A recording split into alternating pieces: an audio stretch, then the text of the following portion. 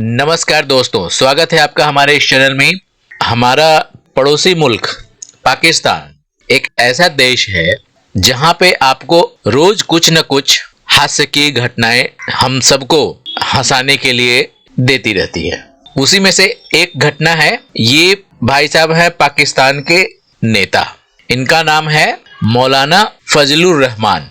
ये पहले भी अपने बेतुकी बातों के लिए हमेशा मीडिया में छाए रहते हैं। अब इनका कारनामा ये आया है कि ये एक पब्लिक मीटिंग में अपनी स्पीच दे रहे थे, लोगों को संबोधित कर रहे थे। नेता है, पॉलिटिकल ड्रामा करना है। इनकी पार्टी है जमात उलेमाए इस्लाम, ये इनकी पार्टी का नाम है और ये इसके मुखिया हैं। Pak leader Maulana Fazlur Rahman fiery jab at countries military with a pomegranate example. Maulana साहब अपने मिलिट्री पे तीखा वार किया है। इन्होंने अपनी मिलिट्री को पोमेग्रेनेट से तुलना कर दी, अनार से तुलना कर दी। कैसे तुलना की, क्या किया, उन सब के बारे में डिस्कशन करते हैं।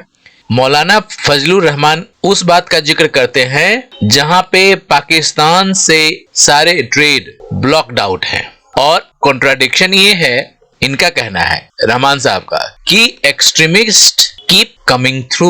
मतलब ट्रेड तो बंद है लेकिन जो अफगानिस्तान से एक्सट्रीमिस्ट पाकिस्तान में आ रहे हैं वो लगातार आ रहे हैं, उन पे कोई रोक टोक नहीं है। ये कैसा हमने ब्लॉक कर रखा है।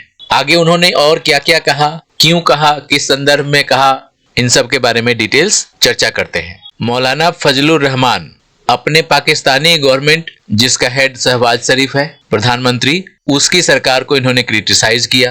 कहा कि जो अफगानिस्तान से एक्सट्रीमिस्ट पाकिस्तान में एंट्री कर जाते हैं, घुस जाते हैं, ऐसा कैसे हो रहा है, उसकी हैंडलिंग कितनी खराब है, उसके बारे में इन्होंने डिस्कशन किया। आगे वो क्वेश्चन करते हैं कि how their Afghan policies failed so miserably. इतनी बुरी तरीके से हमारा विदेश नीति कैसे फेल हो गया अफगान को लेकर के। मौलाना रहमान कहाँ बोल रहे थे, रावलपिंडी में बोल रहे थे संडे को, जब वो अपनी एक पब्लिक गैदरिंग कर रहे थे, वहां पे ये बात कर रहे थे लोगों से। उन्होंने कहा कि हमारा ये कॉन्ट्राडिक्शन है कि एक तरफ हम अफगानिस्तान का ट्रेड ब्लॉक किए हुए हैं, दूसरी तरफ से वहां के एक्सट्रीमिस्ट, अफगानिस्ट एक्सट्रीमिस्ट पाकिस्तान में हमेशा आ रहे हैं, जा रहे हैं। ये कैसी स्थिति है। पिछले कई दशकों से आज तक हमने कभी भी ये रुक करके अपनी सरकार से नहीं पूछा कि भैया पाकिस्तान की पॉलिसी अफगानिस्तान के प्रति इतना मिजरेबल क्यों है, हमारी ये फॉरेन पॉलिसी क्यों फेल मार गई। तो उसको एक तंज के रूप में कहते हैं कि हमारे पाकिस्तान की स्थिति ये है कि एक अनार नहीं आ सकता, एक पोमेग्रेनेट या एक नींबू तक नहीं आ सकता पाकिस्तान में। मतलब वो ये एक तरह से ये क्लेम कर रहे हैं कि जब हमारी सरकार, हमारा एस्टेब्लिशमेंट इतना स्ट्रांग है कि अनार तक नहीं आ सकता, एक नींबू तक नहीं आ सकता पाकिस्तान में बाहर से, वहां पे अफगानिस्तान से क्रॉस बॉर्डर करके टेररिस्ट आ रहे हैं अफगानिस्तान से। ये ऐसा कैसे हो सकता है।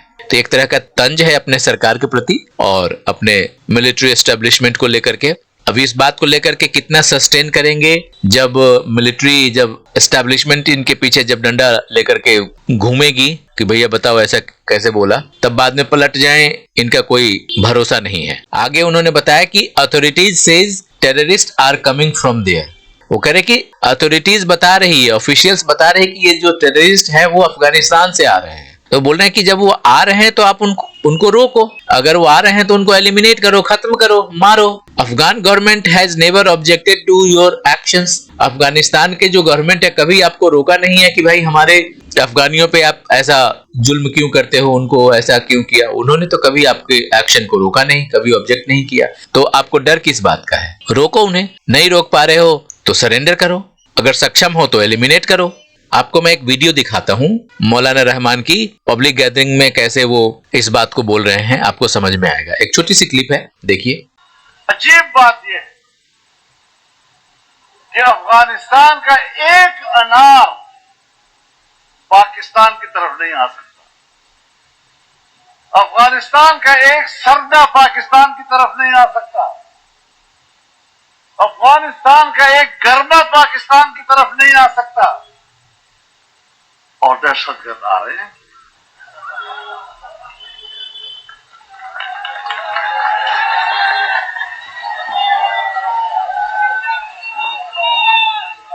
मौलाना रहमान पाकिस्तान के फॉरेन पॉलिसी की धज्जी उड़ा दी।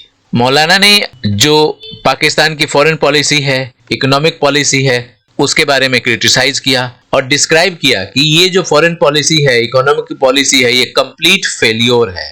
The policies are so unsuccessful कि इंडिया हमारा दुश्मन बन गया। India is our enemy, Afghanistan is our enemy and even Iran and China are upset with us. इस तरह की पॉलिसी हमने खराब कर रखी है कि इंडिया, अफगानिस्तान, ईरान, चाइना, हमारा कोई भी पड़ोसी ऐसा नहीं है जो हमारा दोस्त हो, हमनवा हो। जब से हमारा जन्म हुआ इंडिया हमारा एनिमी है। अफगानिस्तान से हमारी लड़ाई चलती रहती है, चाइना के रहमो करम पे हम पलते हैं, ईरान से डर के रहते हैं, वो भी हमसे अपसेट है हमारे इस पॉलिसीज को लेकर के। ये बोल रहे हैं कि अगर इस तरह की पॉलिसी रहेगी तो क्या होगा? A nation can not survive when it's policies produce only isolation, mistrust and insecurity. अगर किसी देश में उसकी पॉलिसीज, फॉरेन पॉलिसीज अच्छी नहीं होगी तो वो अकेला पड़ जाएगा, उस पे लोग ट्रस्ट नहीं करेंगे और देश के अंदर इनसिक्योरिटी की भावना बनी रहेगी। दिक्कत यह है कि पॉलिसीज का सक्सेसफुल होना या नहीं होना ये तो एक बात है, लेकिन सबसे बड़ी बात है कि जो पॉलिसी मेकर्स हैं उनके थॉट प्रोसेस को भी दर्शाता है कि उनकी सोच कहां तक जा रही है, कौन बना रहे हैं, कैसे लोग हैं। वो कह रहे हैं कि हमारे कंट्री की policy is not shaped by the civilian government. हमारे देश की पॉलिसी सरकारें तय नहीं करती हैं, बल्कि but through the military establishment. तो जहां पे मिलिट्री एस्टेब्लिशमेंट होगी तो वो तो मिलिट्री पॉइंट ऑफ व्यू से पॉलिसी बनाएंगी, लेकिन अगर सिविलियन गवर्नमेंट होगी तो उसको राजनीतिक, इकोनॉमिक, ट्रेड, फ्यूचर, सोसाइटी, सब चीजों का ध्यान रख करके वो पॉलिसीज बनाती है। लेकिन यहाँ तो मिलिट्री इन्वॉल्व्ड है, तो मिलिट्री तो एक ही तरीके से चलती है, लड़ाई झगड़ा, और उसमें फॉरेन पॉलिसी का डेड एंड हो जाता है, फेलियर मार जाता है। और ऐसी स्थिति में क्या होता है? One general comes and says we will negotiate. Another general comes and he says we will wage war. तो मिलिट्री एस्टेब्लिशमेंट अगर फॉरेन पॉलिसी में इन्वॉल्व होगी तो उसमें क्या होगा? जो जनरल्स आएंगे वो जनरल कहेंगे कि मैं नेगोशिएट करूंगा, मैं चीजों को बेहतर करूंगा, मैं ठीक करूंगा। कुछ समय के बाद वो दूसरा जनरल आता है, वो बोलता है कि मैं वॉर करूंगा। तो ये तालमेल होता नहीं है और इस तरह से हमारी फॉरेन पॉलिसी हमेशा अनसक्सेसफुल रहती है, इनकम्प्लीट रहती है, फेल्योर रहती है। हम दूसरे देश के सामने भिखमंगे की तरह भीख मांगते रहते हैं। आपको मालूम है कि पाकिस्तान के दो प्राइम मिनिस्टर, एक तो जो अभी है जो शहबाज शरीफ है वो, और इनके जो मिलिट्री के जनरल हैं आसिफ मुनीर, ये दोनों मिलकर के पूरे देश में जहां जहां सब इनको मौका मिला कटोरा लेकर के भीख मांगते रहे। इनके पहले इमरान खान भी कई बार बोल चुके हैं कि हमें भीख मांगना पड़ता है, हमें लोगों के सामने हाथ पसारना पड़ता है। शहबाज शरीफ का तो आपको पता ही है, हमेशा मांगने की स्थिति में ही उनकी विदेश यात्रा चलती रहती है। मौलाना रहमान ने बात तो सही कहा है कि इस तरह से देश तो चलेगा नहीं। साथ में उसने ये भी कहा कि भाई आपका इंडिया दुश्मन है, अफगानिस्तान से आपकी दुश्मनी है, चाइना कौन सा आपका दोस्त है? उसको सीपैक बनाना था तो थोड़े समय के लिए आपके साथ दोस्ती बनी, लेकिन आपके अंदर, आपके देश के अंदर इतनी इंस्टेबिलिटी है कि अब वो उसको डरने लगने लगा है। चाइना का जो विश्वास है वो हमारे ऊपर रहा नहीं। ये जो मौजूदा सरकार है शहबाज शरीफ की, इसने पूरे तन मन धन से ये एश्योर किया था चाइना को कि सीपैक के लिए हम पूरी व्यवस्था लगाएंगे, पूरी जान लगा देंगे, जिससे चाइना और पाकिस्तान मिलकर के पाकिस्तान की इकोनॉमी को बूस्ट दे। लेकिन ऐसा हुआ ही नहीं। प्रोजेक्ट अभी भी अधूरा पड़ा हुआ है क्योंकि कहीं पे बम ब्लास्ट हो रहा है, कहीं पे बलूचिस्तान की प्रॉब्लम्स है, बलूचिस्तानी इनके सीपैक को बनने नहीं दे रहा है। तो इंसर्जेंसी, इनस्टेबिलिटी, इंटरनल कॉन्फ्लिक्ट, ये सब मिला करके इनके देश में खुद ही इतने सारे प्रॉब्लम क्रिएट हो रहे हैं कि ये स्टेबल नहीं हो पा रहे हैं। तो फॉरेन पॉलिसी का तो ऐसी की तैसी होनी लाजमी है। अब चूंकि सीपैक प्रोजेक्ट क्या हो गया है, स्टॉल्ड हो गया, has been stalled due to eroding Chinese confidence. अब चूंकि चाइनीज का कॉन्फिडेंस इन पाकिस्तानियों पे या उसके मिलिट्री पे या उसके सरकार पे रही नहीं, तो जो सीपैक का जो मंशा था, जो एम था, वो पूरा नहीं हुआ, वो रुका पड़ा हुआ है। तो इससे न पाकिस्तान को फायदा हुआ, चाइना को तो कुछ हुआ ही नहीं। अभी मौजूदा स्थिति में हालत यह है कि सीपैक में कोई प्रोग्रेस नहीं हुआ है। शहबाज शरीफ के टेन्यूर में अभी जो मौजूदा सरकार है, इस दौरान सीपैक को लेकर के कोई काम नहीं हुआ है। इसलिए चाइना का तो मिसट्रस्ट होना लाजमी है। इसके पहले वाली जो सरकार थी इमरान खान की, उसके टेन्यूर में भी सीपैक रुक गया था, उसका काम एकदम बंद हो गया था, क्योंकि इमरान खान को भी प्रॉब्लम थी सीपैक के पॉलिसीज को लेकर के और चाइना को भी कुछ प्रॉब्लम्स थे। तो दोनों मिलकर के अपने अपने प्रॉब्लम्स सॉल्व नहीं कर पाए, तो उस वजह से सीपैक इमरान खान की टेन्यूर में बंद ही रहा।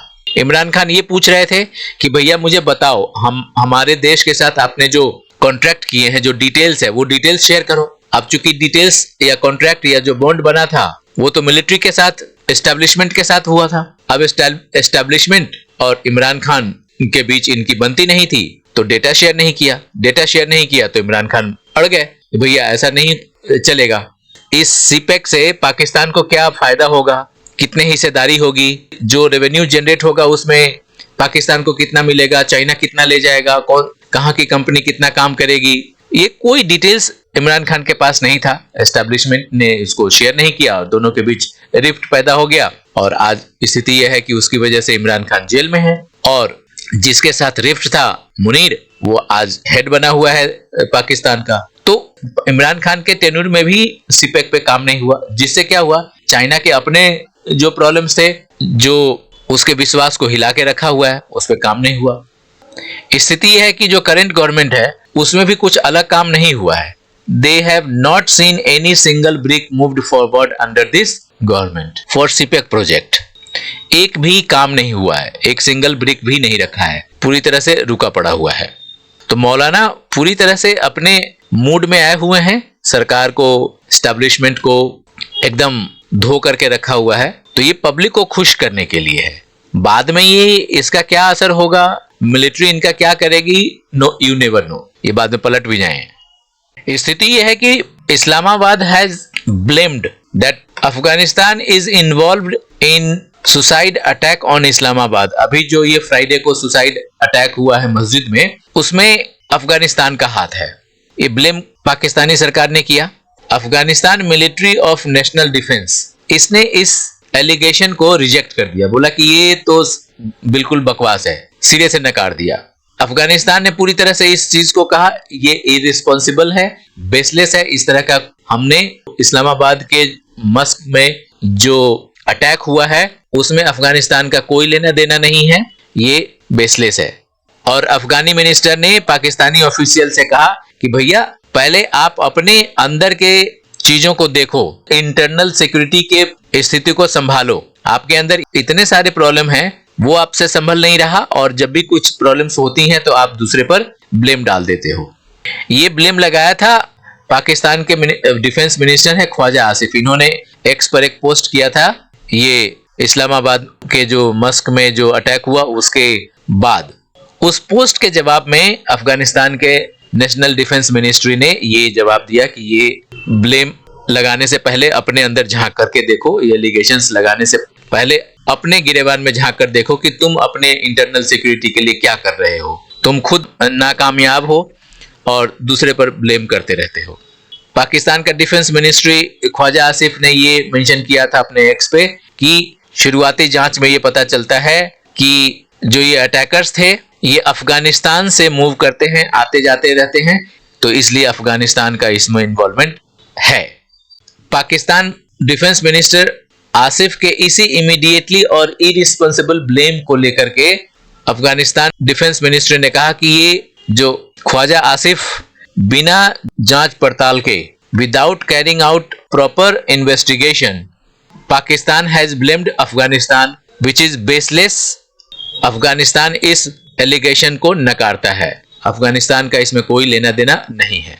अफगानिस्तान ने कहा कि ये पाकिस्तान का ये बहुत पुराना पैटर्न है, हम इसके इतिहास को देखें, पीछे जाकर झांक कर देखें तो हमें ये एक पैटर्न सा लगता है कि इनके यहाँ जो कुछ भी होता है, स्पेशली जैसे अभी बलूचिस्तान में इनके यहाँ बम ब्लास्ट हुए, बलोचों ने पूरे बलूचिस्तान पे कब्जा कर लिया, वहां के सिक्योरिटी को मार मार करके भगाया। तो ये सारे इंसिडेंट्स को देखने के बाद ये पैटर्न पता चलता है कि जब भी इनके यहाँ कुछ होता है, कोई इंसर्जेंसी होती है, किसी तरह की बम ब्लास्ट होते हैं, तो वो अफगानिस्तान पे एलिगेशन लगा देते हैं। उस इस्लामाबाद के मॉस्क में लगभग 69 लोग मर गए। वो एक सुसाइड बमिंग था, एक आदमी आया और अपने आप को बम में बांधे हुए था और वहीं लोगों के बीच फूट पड़ा, क्योंकि फ्राइडे का दिन था, फ्राइडे में लोग नमाज पढ़ने जाते हैं, भीड़ होती है, वहां पे फूट गया और लगभग 170 लोग घायल हो गए हैं उस अटैक में।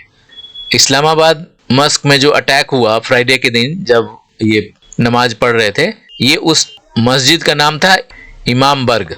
तो आपको समझ में आ गया कि मौलाना फजलुर रहमान आज अपने एस्टेब्लिशमेंट के अगेंस्ट तो बयान तो दे दिया, प्राइम मिनिस्टर के अगेंस्ट बोल तो दिया, वो तो चल जाएगा, लेकिन एस्टेब्लिशमेंट के पीछे जो इन्होंने अपनी भड़ास निकाली है, देखना कुछ समय बाद कुछ न कुछ या तो इस बात पे मुकर जाएंगे जब एस्टेब्लिशमेंट इनके पीछे डंडा लेकर के ढूंढना शुरू करेगी कहाँ गया ये। एनीवे, ये वीडियो आपको कैसा लगा अपने विचार कमेंट में व्यक्त कीजिए और इस वीडियो को खूब लाइक कीजिए, शेयर कीजिए, सब्सक्राइब जरूर कीजिए। फिर मिलते हैं किसी नए वीडियो में नए टॉपिक के साथ। तब तक के लिए जय हिंद, जय भारत, जय सनातन।